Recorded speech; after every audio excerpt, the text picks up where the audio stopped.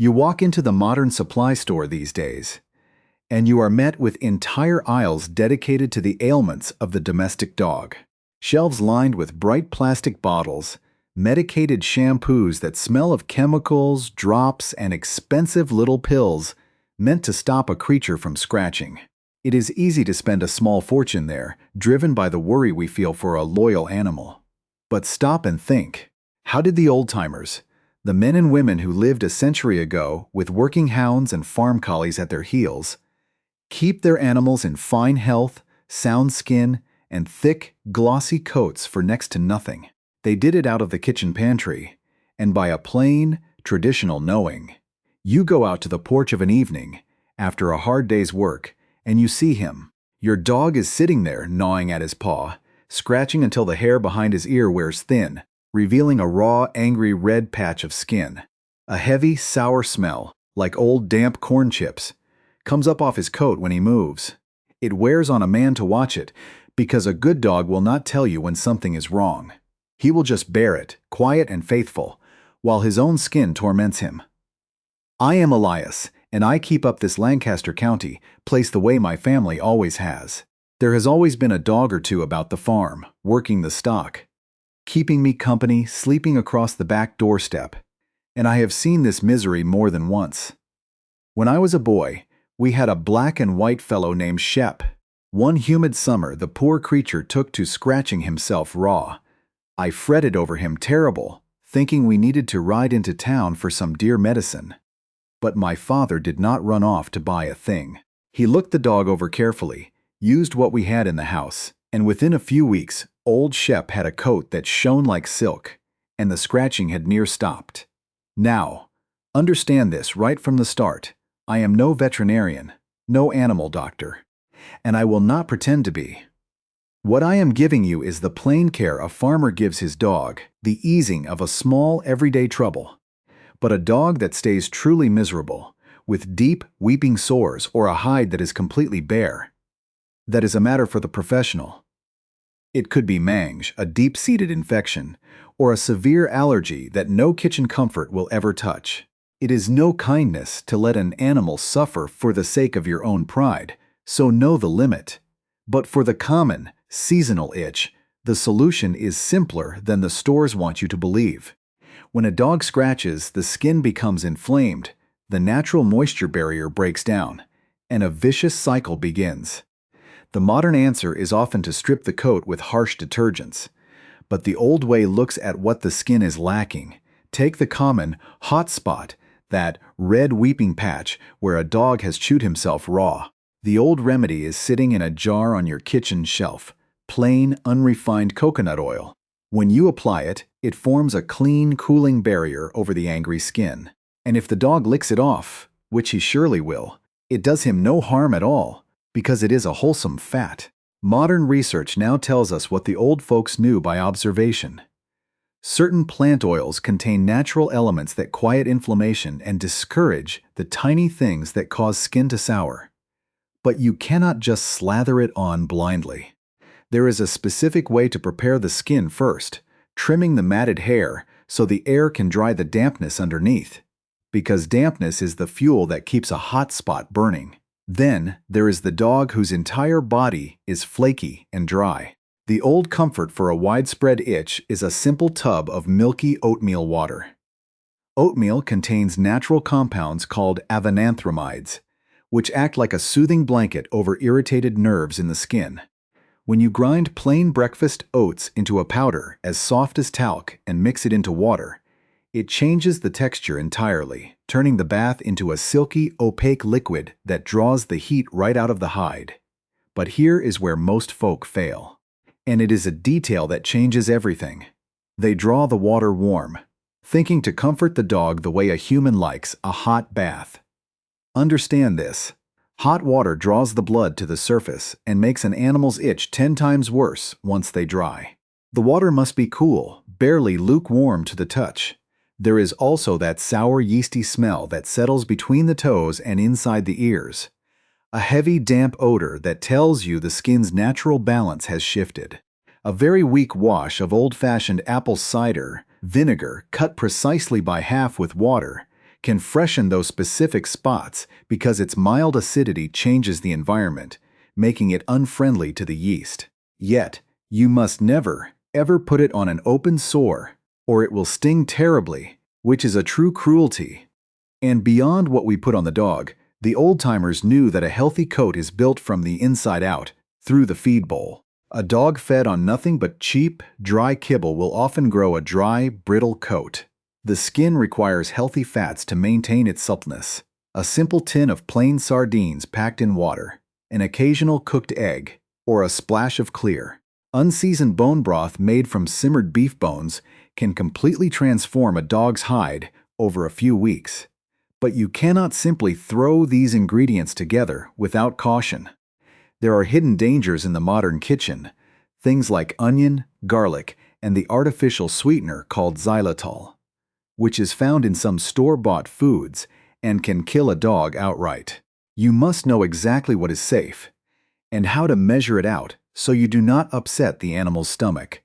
I want to show you exactly how we prepare these traditional remedies right here on the farm. I have the wash tub ready, the oats ground down to a fine white dust, and the proper oils laid out on the workbench. Let us step out to the shed, and I will demonstrate the precise way to mix, measure, and apply these old comforts so you can ease your own dog's misery safely, seeing the results with your own eyes. We will begin right here at the wooden workbench in the tool shed, where it is quiet and the dog feels at ease. To treat these ailments effectively, you must first learn the art of preparation. The old ways rely on precise handling, not guesswork. We will start with the raw, weeping hot spot, then move to the full oat bath, and finally the care of the sour, yeasty paws. Look closely at this jar of coconut oil. In the cooler months, it sits solid and white, thick as lard. In the heat of summer, it turns clear and fluid like water. For our purpose, you want it right in the middle, soft enough to scoop with a finger, but thick enough that it does not immediately run off the skin like water. If yours is completely liquid, set the jar in a bucket of cool well water for 20 minutes until it clouds over and gains some body. Now, before a single drop of oil touches the dog, you must prepare the site. This is where most folks make their first mistake. They try to treat the spot through a tangled mat of fur. You must take a pair of small, blunt-nosed shears and carefully clip the hair away from the red patch, exposing a clean border of healthy skin all around it. Do not rush this. The skin here is tender, and the dog may flinch. As you clip, a sharp, metallic tang from the angry skin will hit your nose, mixed with the damp scent of trapped moisture. That dampness is what we are fighting. By clearing the hair, you let the air get in to dry the weeping tissue. Once the skin is bare and patted dry with a soft cloth, take a small dollop of the softened oil on the tips of your fingers. Rub it in gently, working from the outside edge inward, so you do not spread any irritation outward. It should leave a thin, glistening sheen over the red hide, dulling the bright inflammation almost instantly. Apply this twice a day, no more.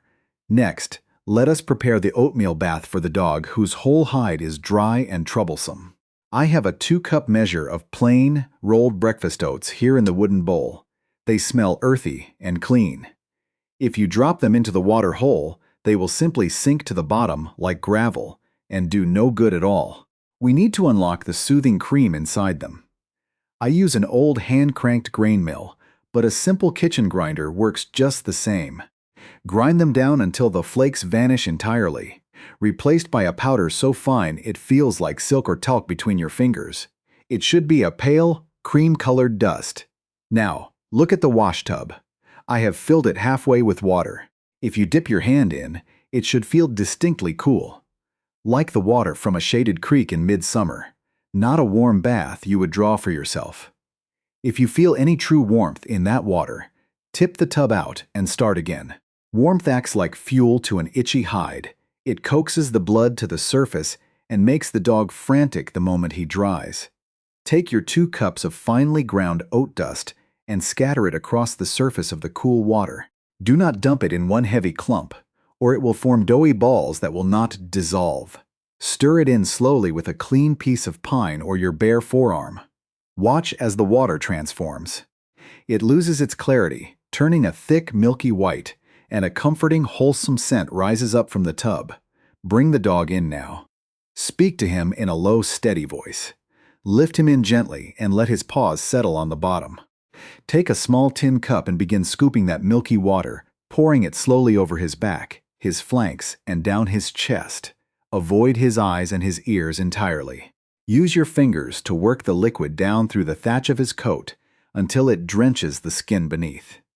You will feel the heat radiating off his inflamed hide against your cool hands. Let him stand there, soaking in that milky coolness, for a full 10 minutes by the clock.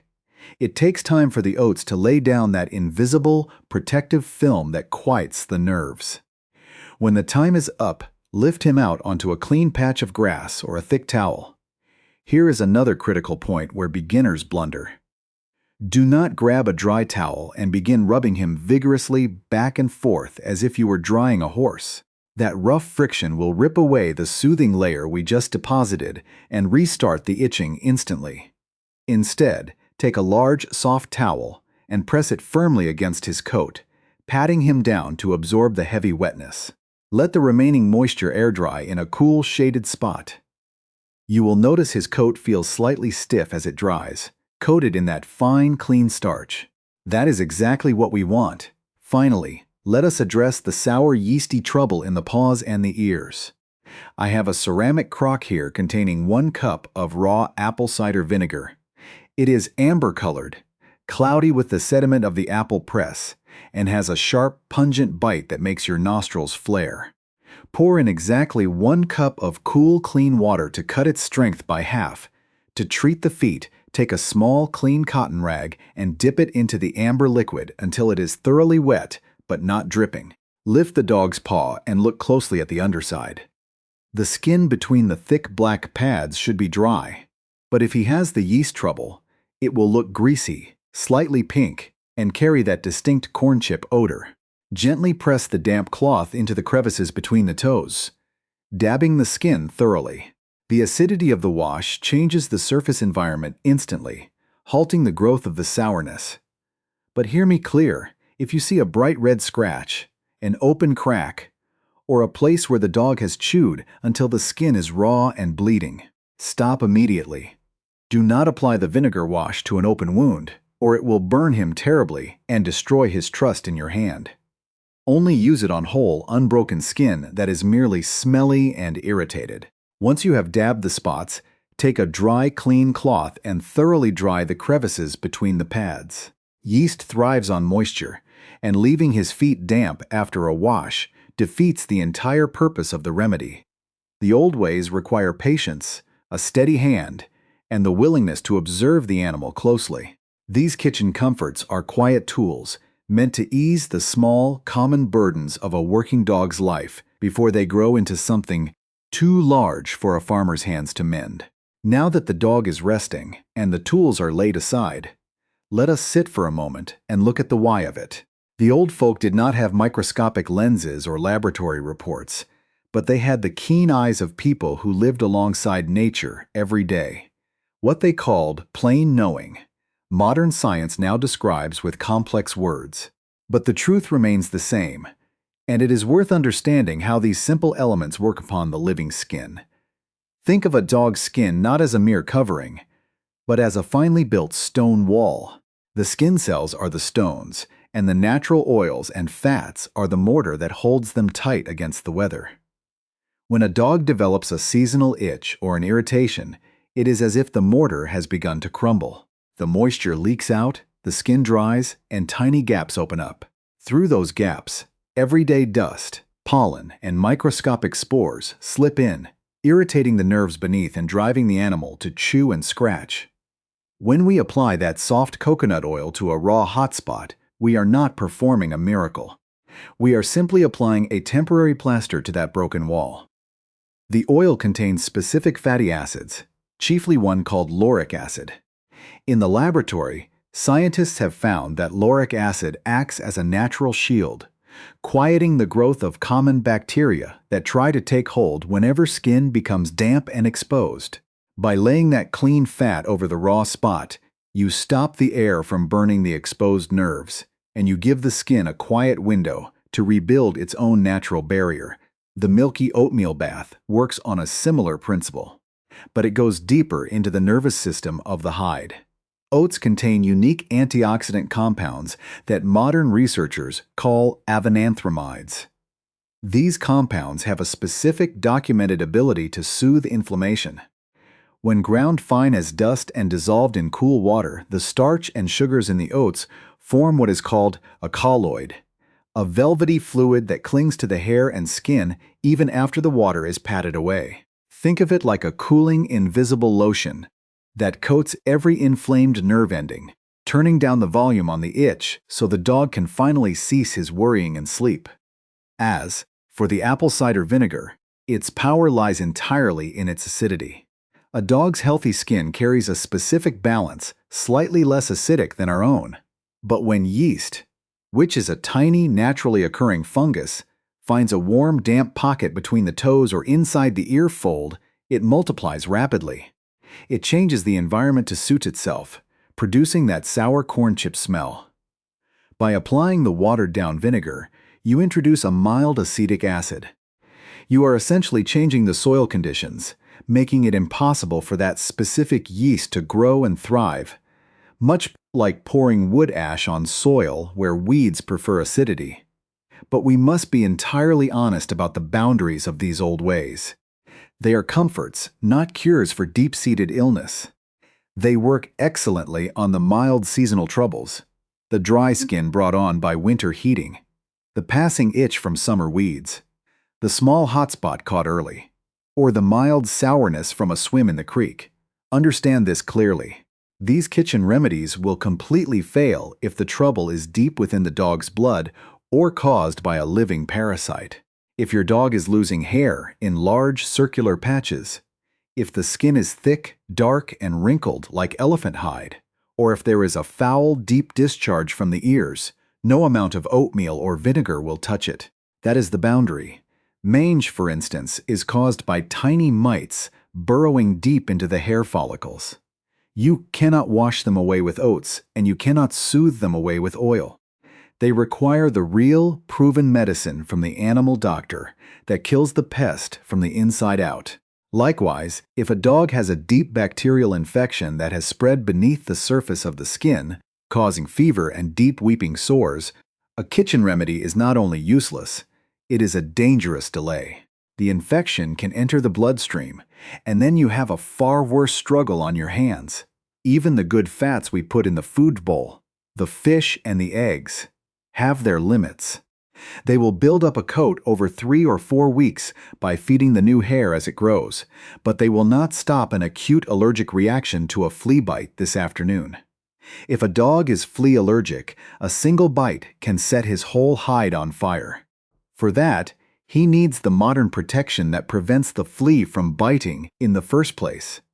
The old ways are beautiful because they respect the animal's natural balance and cost next to nothing. But they demand that you remain a sensible judge. Use them as your first line of gentle care, but never let your affection for the old traditions blind you to the moment when a dog needs the sharp, heavy tools of modern medicine. That is the true wisdom of the old farmers, knowing exactly where the kitchen cupboard ends and where the doctor's gate begins. These methods I have shown you are not recent inventions, nor are they the passing whims of internet trends. They are fragments of a long, practical history, carried across the ocean by the people who settled these valleys centuries ago. In the old days, a farmer could not simply drive to a town store to solve every small ailment that befell his stock or his hounds. He had to look to the land, to the pantry, and to the accumulated wisdom of generations who lived before him. If you look back into the old agricultural journals of the 19th century, such as the Cultivator or the early farm bulletins printed in Philadelphia and Lancaster, you will find these very practices recorded in the plain print of the era. The old-timers wrote to one another, sharing how a handful of crushed oats in the wash tub or a bit of clean fat from the slaughter would restore a working hound whose skin had gone dry and poor from the summer heat. They observed that the dogs who worked the northern hills, where wild fish was abundant in their scraps, rarely suffered the dull coats and flaky skin of those fed strictly on dry cornmeal mush. And history has a way of coming full circle.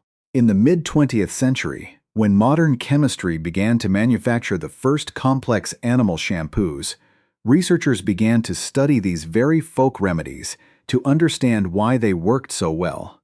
The United States Department of Agriculture, along with various veterinary institutes, published bulletins confirming that the starches and phenols within the humble oat flake possessed direct anti-itch properties that rivaled many synthetic compounds.